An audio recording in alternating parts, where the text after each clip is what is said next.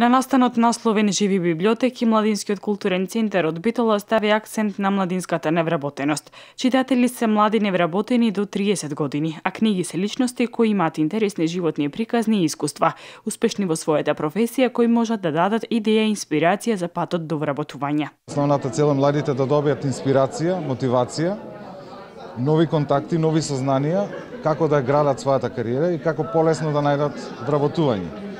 Значи, ќе имаат можност да разговараат со луѓе кои се успешни во својата професија. Основната цел на Живи библиотеки е да креира простор за конструктивен личен диалог помеѓу луѓето кои во нормални околности немаат прилика да зборуваат меѓу себе. Според мене најбитна е размената на информации, бидејќи младите имаат потреба да ги поттикне некој за да го направат вистинскиот избор во својот живот. Јас да кажем, јас сум книгата Филипски Драги, хуманист, љубител на уметност или тој што го измисли сиренца, нешто така.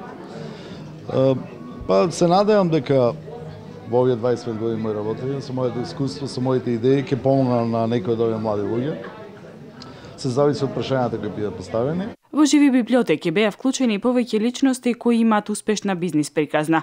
По читањето, односно разговорот, младите луѓе ја враќаат книгата во библиотеката и ако сакаат можат да позаимат друга книга. Основната разлика е тоа што книгите се луѓето, а читањето е разговорот.